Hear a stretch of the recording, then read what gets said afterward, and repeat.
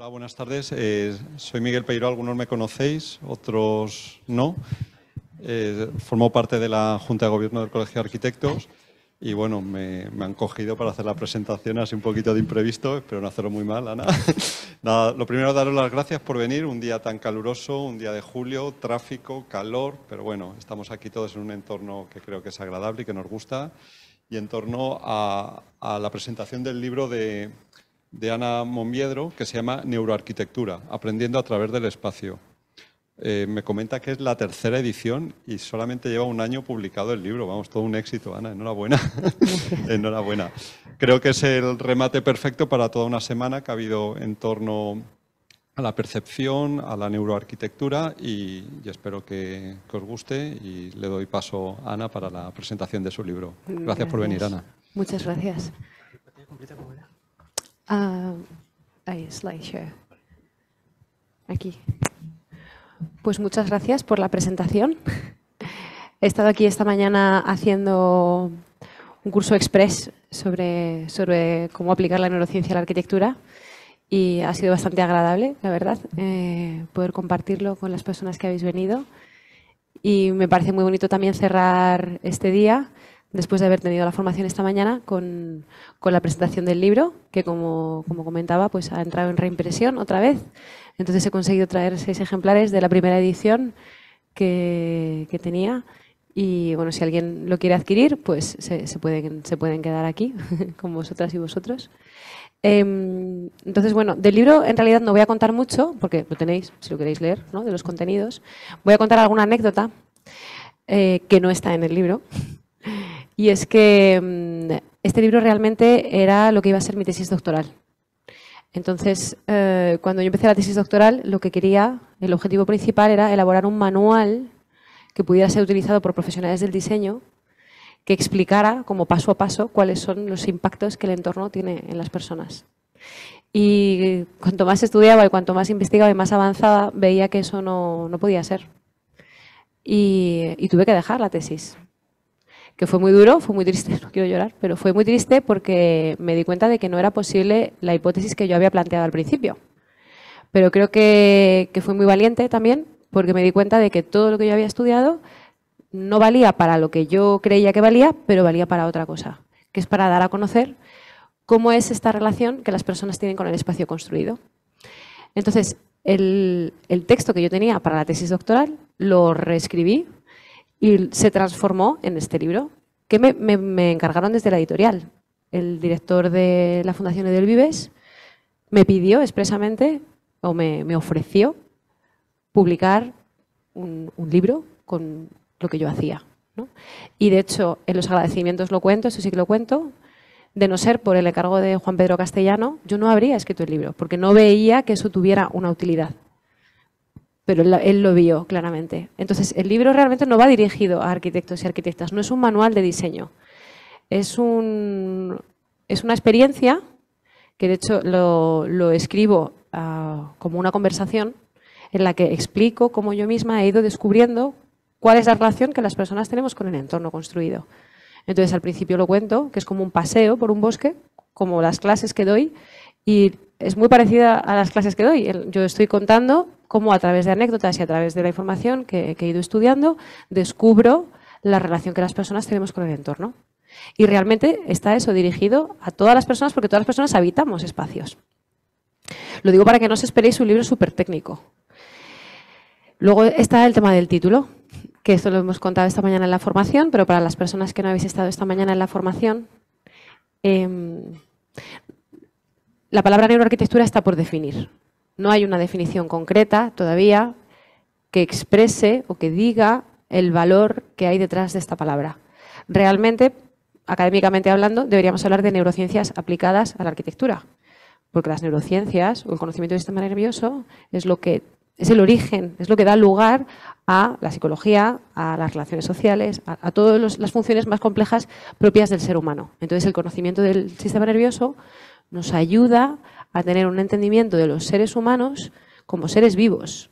Y extrapolar estos conocimientos a la arquitectura es de mucha utilidad para rehumanizar la arquitectura. Que no es que se haya deshumanizado, no es que no lo hagamos los arquitectos correctamente o bien, ¿no? Sino que lo que tenemos que hacer es transmitirlo. Ese valor que la arquitectura tiene, con ese valor añadido de coexistir con la vida de los habitantes, tenemos que también saber contarlo. Entonces, yo el libro lo he escrito para los consumidores de arquitectura, para que entiendan lo importante que es el espacio en ellos, ¿vale? Aunque está siendo de mucha utilidad y está siendo muy bien recibido también por colegas de profesión. Entonces, bueno, dicho esto, creo que no hay nada más así como muy relevante. Si lo leéis y me dais vuestra opinión, me encantará conocerla, porque es, como podéis imaginar, un proyecto muy, muy representativo para mí. Está ilustrado, es en color, tiene más de 40 ilustraciones que las he hecho con una amiga y compañera, Adriana Bonsai, y tiene una ilustración de Flavita Banana que cedió para la publicación. Entonces, el libro no es fruto solo de mi investigación, sino que es fruto del trabajo que he hecho con un montón de personas que me han acompañado. Y a todas y cada una de ellas, la verdad es que se lo agradezco a los profesores que me han motivado a seguir con esto, aunque fuera un poco una locura, ¿no? A los amigos y amigas que me han escuchado hablar del cerebro sin cesar. Entonces, creo que todos los proyectos que hacemos son fruto de las interacciones que tenemos con las personas, y esto también hay que nombrarlo. Entonces, bueno, dicho esto, no voy a contar nada más del libro, porque si lo queréis, pues lo podéis leer y está aquí, muy bien contado. Pero os voy a contar algo que no sale en el libro y que me parecía oportuno traer, porque tampoco lo he contado en la formación de esta mañana, y la verdad es que está muy bien porque hay dos personas que estáis repitiendo, y tiene que ver sobre la presencia del agua. Entonces, lo cuento porque hay muchas veces que hay personas que esperan que la neuroarquitectura hable de la iluminación, ¿no? Por ejemplo, y los ritmos circadianos, o del color, y el impacto que el color tiene en el comportamiento. O, no sé, la temperatura, ¿no? Determinados atributos que tienen que ver, o del agua, ¿no? Que tienen que ver con el espacio. Pero ese no es mi enfoque. Mi enfoque es qué pasa en el cuerpo de las personas. ¿Qué pasa dentro de los habitantes cuando hay una presencia específica de una iluminación determinada, un color determinado? O sea, no estudio tanto el color como lo que pasa en el cuerpo de las personas. Y uno de los ejemplos es el agua. Entonces, por eso os lo he traído. Y luego, para que veáis otra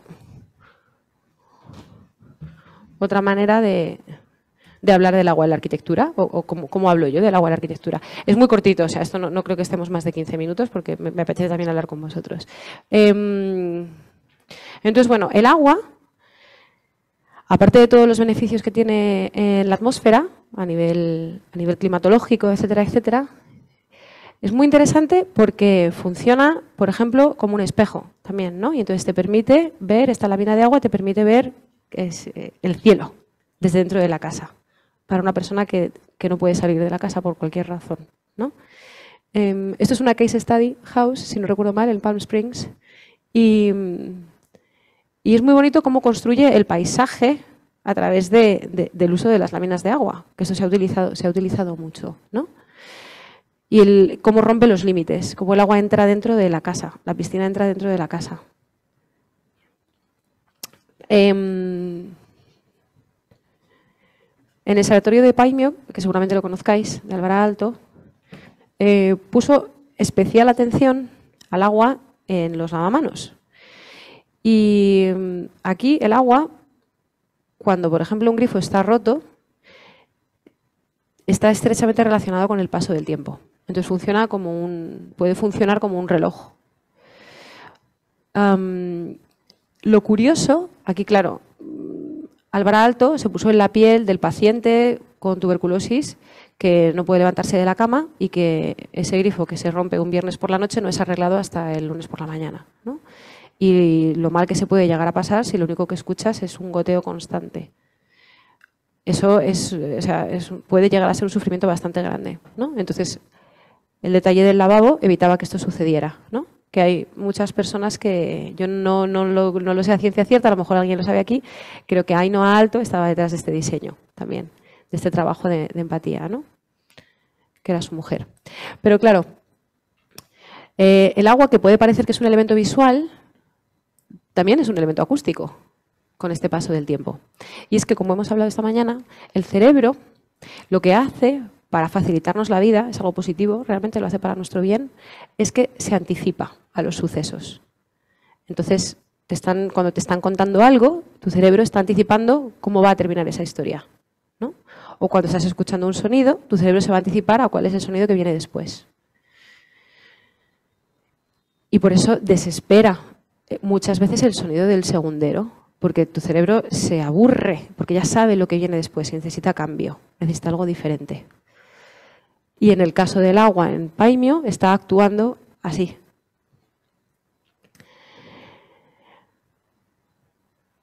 Lo bueno de los estímulos variados, o de los ruidos que no son todo el rato iguales, el éxito detrás de algunas cosas que vamos a escuchar ahora, tiene que ver con esa ausencia de predicción, que bueno, aquí podemos hallar. No sé si conocéis al neurocientífico Anil Seth, ¿os suena? Que tiene el libro sobre el yo, habla de la consciencia. Bueno, pues está intentando, él explica muy bien cómo el cerebro lo que hace son, con funciones bayesianas, hace predicciones constantemente para dar con la opción buena, ¿no?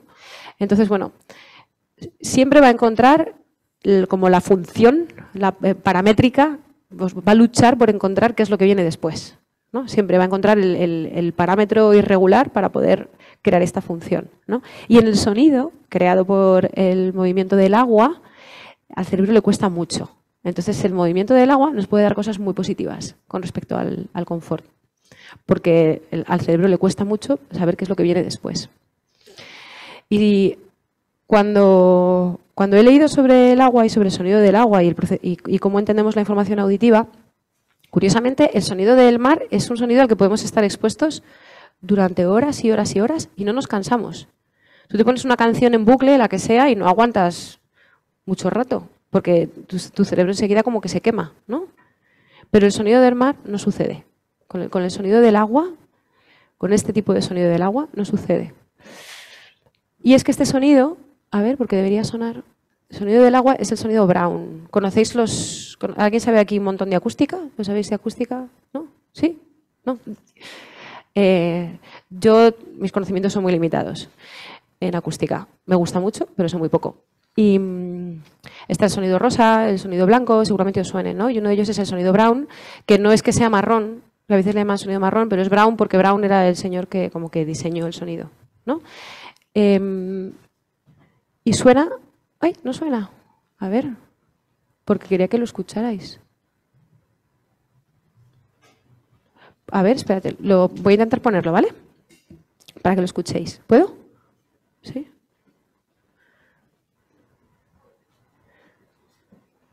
A ver, dime. Ah, ¿tiene silencio? A ver. Yo juraría que estaba aquí metido.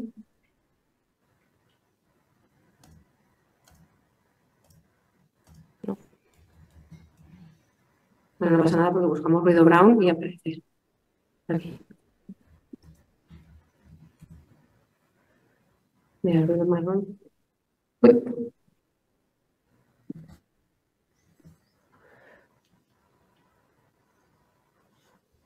Mira este.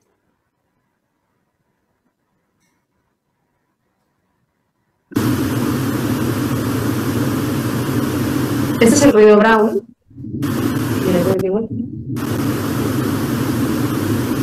Que es diferente al ruido rosa, diferente al ruido blanco, pero la característica que tiene es que se parece un poco al ruido del mar. Y es que la característica que tiene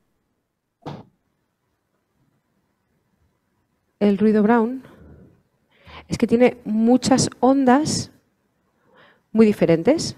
Es muy común en la naturaleza y mezcla ondas graves y ondas fuertes simultáneamente. Entonces sirve como cancelador del sonido. Por eso cuando estás en la playa, si hay ruido del agua, parece que hay menos barullo. O sea, funciona como cancelador del sonido. No sé si habéis utilizado alguna vez auriculares canceladores del sonido. ¿Sabéis cómo funcionan?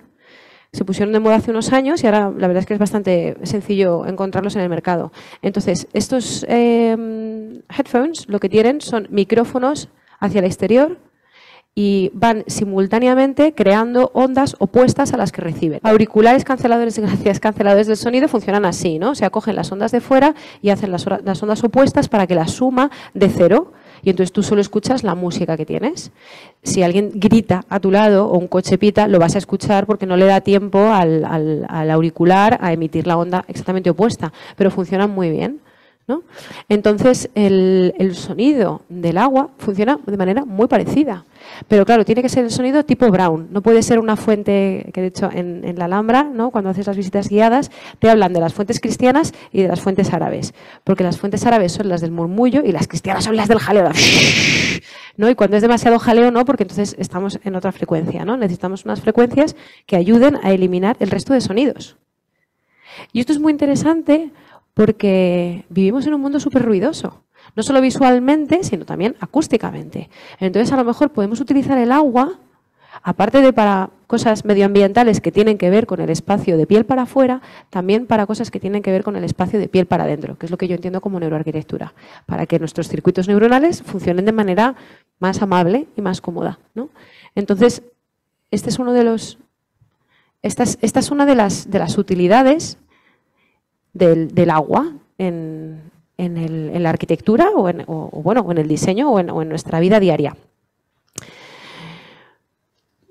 Luego esto me leí hace unos años en la revista Mente y Cerebro, que desgraciadamente la han dejado de publicar en papel, pero por suerte estuve muchos años inscrita, entonces yo soy un amante del papel, leo todo en papel, por eso los libros intento publicar en papel, porque soy muy analógica, aparte de que me dedico mucho a lo digital, pero soy tremendamente analógica. Entonces, de la revista Investigación y Ciencia está Cuadernos de Mente y Cerebro y la revista Mente y Cerebro. Hicieron una entrevista a Michel Le Van Cuyen, se llama, que es un neurocientífico que explica los mecanismos neuronales que subyacen al silencio. O sea, ¿qué pasa en nuestro cerebro cuando estamos en silencio? ¿Y qué pasa cuando estamos, por ejemplo, habla mucho de los baños de bosque, ¿no? ¿Y qué pasa cuando estamos inmersos en la naturaleza? Explica los tipos de silencio. El silencio absoluto, seguro que ya lo sabéis, no existe, ¿no? Porque siempre hay un tiempo de reverberación y siempre tiene que haber partículas moviéndose por el aire, porque si nuestra cóclea y nuestro oído interno no recibe esas vibraciones, nos marearíamos. Eso es lo que nos mantiene sabiendo estar donde estamos, ¿no? Entonces, Michel Le Van Cuyen explica cómo, cuando estamos rodeados de estos sonidos de la naturaleza o de estos diferentes tipos de silencio, en nuestro sistema límbico se segrega una hormona que ayuda a la concentración, que es la noradrenalina. Y esta noradrenalina facilita lo que el investigador llama como las duchas neuronales. Normalmente la noradrenalina lo que hace es que viaja al lóbulo frontal y facilita procesos de concentración. Pero esto no puede durar mucho tiempo, porque si no nos cansamos en exceso, nos agotamos, que seguramente os ha pasado después de un examen de estructuras, normalmente porque requiere toda tu concentración y cuando termina te puedes encontrar mal, puedes tener una intoxicación de tu propia concentración, ¿no? Y esto es posible gracias, o sea, esto sucede sobre todo cuando estamos en entornos naturales, cuando estamos en silencio. Entonces, si abogamos por un mundo en el que haya un poquito más de silencio, facilitaremos estados de concentración y facilitaremos diferentes atmósferas del confort. Y yo ahora os he contado las bases neuronales, porque claro, sitios como por ejemplo cuando estuve en las termas de Valls de Peter Zumthor, digo, o sea, ¿cómo se puede estar tan bien aquí, ¿no? ¿Qué condicionantes sensoriales hacen que yo me sienta bien, ¿no? Siempre, como contaba en la clase esta mañana, tenemos que observar las situaciones en las que se está a gusto y se está bien y tomar nota de estas situaciones e intentar extrapolarla a otras situaciones.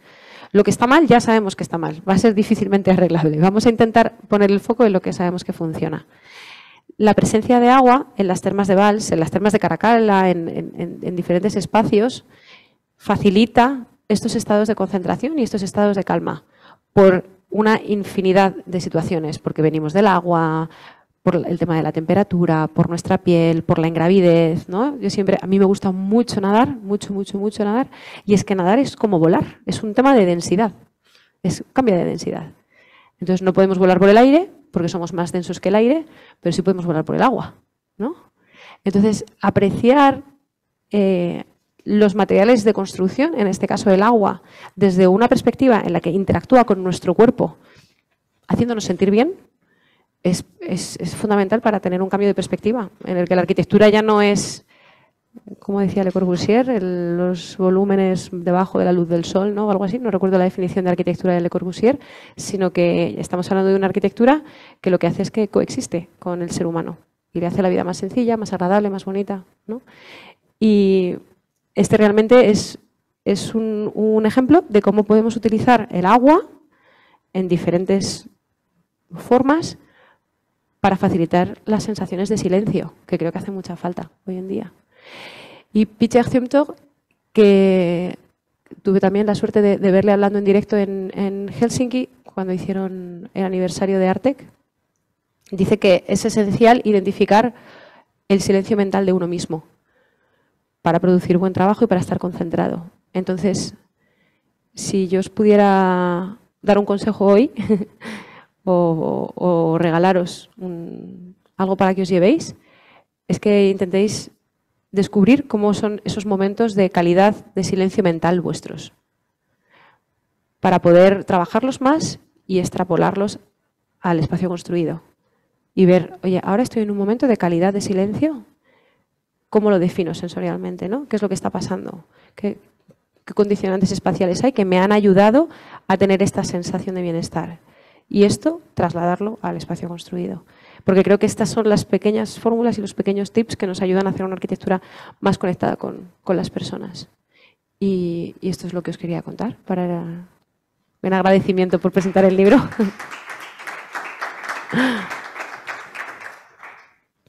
Y que estamos en disposición así de clase de... Ay, no, que no me puedo bajar, que si no, no me ven. Que estamos en esta disposición y me aleja un poco de vosotros, pero me encantaría escucharos y ver si tenéis alguna pregunta, alguna duda o que lo que os apetezca compartir o lo que queráis. O si alguien quiere un libro y se lo firmo también. O... Ya está abierto el foco. Sí, y muchas gracias por estar aquí en este día tan caluroso.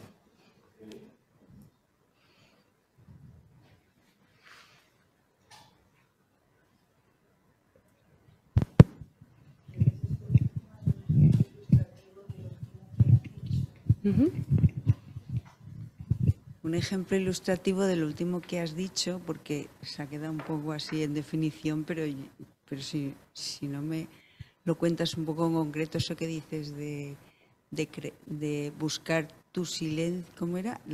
Tu silencio mental. Tu silencio. Sí. O sea, tú buscas tu silencio, ponme un ejemplo. ¿Qué silencios o qué ejemplos de silencio son los que puedes encontrar? Porque yo estoy absolutamente perdida con todo lo que has hablado ahora. Mira, hay mucho... Mira, vale. Y luego dices, y trasladarlo al proyecto. Al proyecto, ¿no? Sí. Entonces, me imagino también que habrá obras arquitectónicas en ese sentido. Sí, lo que hay son personas. Entonces, tipos de silencio. Claro, nosotros... tú puedes tener una ausencia total de ruidos, ¿no? Eso es un tipo de silencio. Pero también puedes tener silencio visual.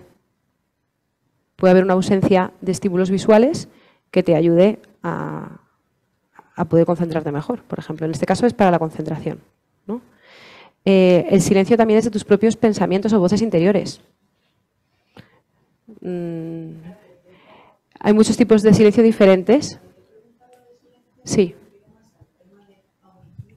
Al tema auditivo. Sí. Tú dices, yo digo, bueno, pues ¿qué puedo encontrar? El silencio lo puedo encontrar en oír el mar, por ejemplo. Podría ser una manera de tener un silencio, ¿no? Claro, claro. Es más que un silencio, realmente es como un momento de quietud mental. O sea, algo que te proporcione es esa concentración. Sí. Y entonces cuando dices visual, no ver, ¿qué ejemplo es? O sea, cerrar los ojos y no ver nada. ¿O? No, porque tú puedes, por ejemplo, a lo mejor en una playa puedes tener este silencio visual. Porque no hay nada que te entorpezca. A lo mejor estás en una, por ejemplo, o en un supermercado. Vale. Tú vas a un supermercado y está todo lleno de carteles y de precios por todos lados y tu cabeza está todo el rato recibiendo y procesando esta información aunque tú no quieras, ¿no? Por ejemplo, id por la calle caminando y evitad leer los carteles que os encontráis. Es imposible, porque el cerebro predice todo el rato lo que viene después. Y para facilitarte la vida, lee los carteles por ti, ¿no? Aunque tú no quieras leerlos, por ejemplo. que esto se estudia mucho cuando hablamos de wayfinding, se pone la señaléctica y se ponen los carteles para ayudar a las personas a encontrarse en el espacio y muchas veces les pierden más que encuentran porque están leyendo todo y no saben a dónde tienen que ir, ¿no?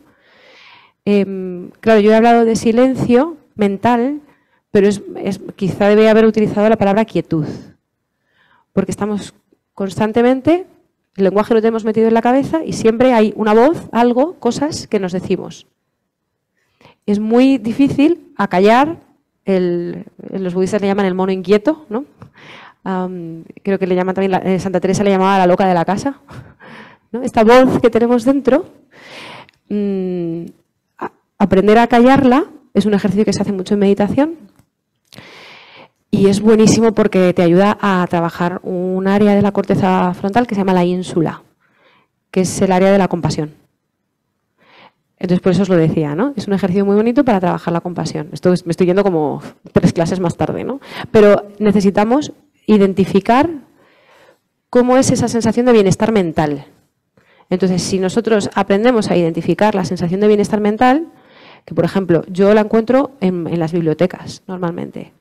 Hay determinadas, algunas, no todas, hay determinadas bibliotecas, en la Biblioteca del Reina Sofía en Madrid, no sé si la conocéis, que bajas un montón y tienes como este espacio y tal. Bueno, pues a mí ahí me encanta porque encuentro muchos niveles de confort, a nivel térmico, a nivel de ergonomía de fisiología de mi cuerpo, a nivel de materiales, también veo el contenido que hay me agrada, ¿no? Entonces a nivel cognitivo, a veces conozco a la gente que hay, entonces a nivel socioemocional o veo a alguien que está investigando a alguien chulo y aunque no le conozca veo el libro y digo, ¡qué guay!, ¿no? Entonces tengo esas conexiones que me hacen sentirme muy confortable. Es lo que podríamos llamar ¿cómo le llaman?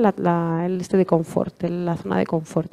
Pero no es una zona de confort, sino es una zona de confort sensorial, hablando a nivel de ser vivo, ¿sabes? Entonces es intentar ver, bueno, pues en mi persona, en ese momento, porque a lo mejor en otro momento no me apetece nada estar ahí y entonces no encuentro nada de confort. Pero es de acuerdo a la acción que yo estoy ejecutando, ese espacio es idóneo y cumple estas características. Si a lo mejor lo que estoy es con mi hijo y con mi hija pequeños jugando en un momento de muestra de cariño y de amor, el entorno ideal cumple unas características distintas. Y entonces la paz, el silencio, ¿no? El momento de máximo disfrute, de silencio sensorial, consiste en otro tipo de parámetros. Entonces, si nosotros observamos el espacio construido desde esos condicionantes sensoriales, claro, nos estamos deshaciendo del ladrillo, del material, de la dimensión. No estamos hablando de la arquitectura como algo euclídeo. O sea, los planos y los ejes cartesianos vienen así porque lo dijo Euclides, pero eso no tiene por qué ser así. Podemos hablar de una dimensión sensorial en donde medimos es otra cosa, diferente. Y esto porque os lo digo y porque que realmente el libro va antes, ¿no? Esto es un pensamiento mucho más elaborado que es posterior, porque a todo esto el texto del libro lo terminé de escribir en el año 2020 y se publicó el año pasado, en el 2021, finales del 2021. Sí, yo lo entregué en Navidades del 2020, antes de que naciera mi hija Alex, y justo antes, y claro, yo he trabajado un montón, o sea, ha evolucionado mucho. Entonces, entender el espacio construido o la arquitectura en su carácter experimental, de experiencia, es lo que hace que sea arquitectura realmente. O sea, nosotros lo que recordamos de una vivencia no es la imagen, es la emoción, es la sensación. Y esa sensación y esa emoción van asociadas a cómo olía, a cómo me movía, a si estaba cómodo, si no estaba cómodo. No están tan relacionados con lo visual, porque lo visual está súper lejos del centro de la memoria, del hipocampo. El córtex visual está atrás del todo. Entonces, por eso cuando hay, por ejemplo, un accidente y hay que pedirle a alguien, reconoce al sujeto, ¿no? Fallan casi siempre. ¿O de qué color era el coche que atracó? Era morado, no, blanco, no, verde. Y es como, pero si son todos colores distintos. Es porque la memoria visual realmente no funciona. Mucho más en un momento de estrés. No. Lo que sí que funciona son los olores, por ejemplo.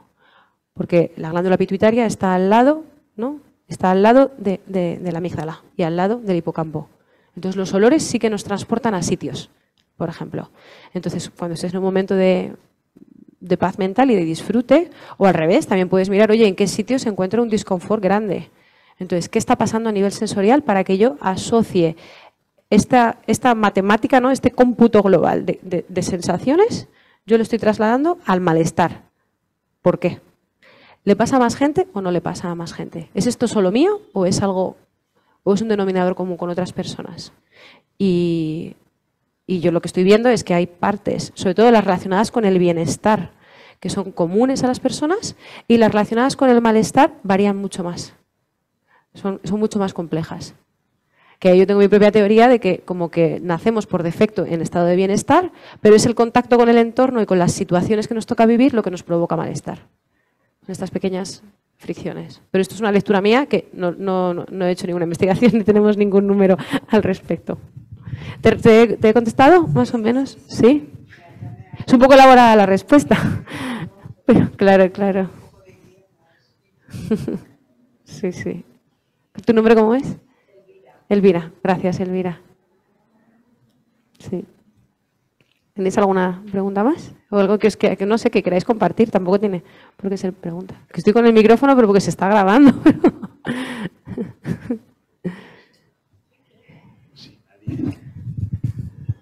Buenas tardes. Bueno, muchas gracias, Hola. Ana. Ha sido una buena exposición, breve, pero creo que buena, porque nada más y nada menos, a mi entender, bueno, voy a hacer un paréntesis, voy a decir que yo soy médico.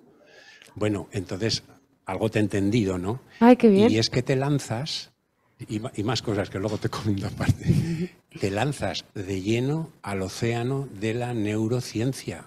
Es así. Sí. Esto es lo que yo he percibido de tu exposición y de tu trayectoria.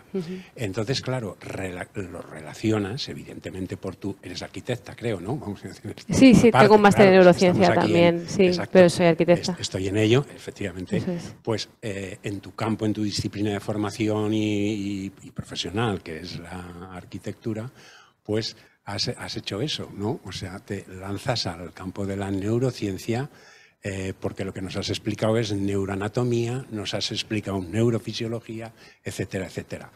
Entonces, creo que nos muestras un ejemplo de cómo se puede conjugar o cómo se puede investigar en esa conjugación de lo que por una parte es el casi inexplorado, aunque ya bastante, pero inexplorado al fin y al cabo, campo de la neurociencia, con una actividad o un conjunto de actividades que reúne la arquitectura en parte como ciencia y técnica, pero también más cosas, ¿verdad? Más cosas. Y conjugar eso, pues bueno, eso es una integración, en fin, holística, interesantísima, y en ese sentido te animo que sigas por ese camino, pero que desde luego tiene una complejidad que tú bien la sabes porque nos has, digamos, mostrado una parte, seguro que solo una pequeña parte de todo lo que tú llevas detrás y llevas aprendido y explorado. Y bueno, luego si acaso te hago un comentario particular más, pero que muy bien, me ha gustado mucho. Gracias.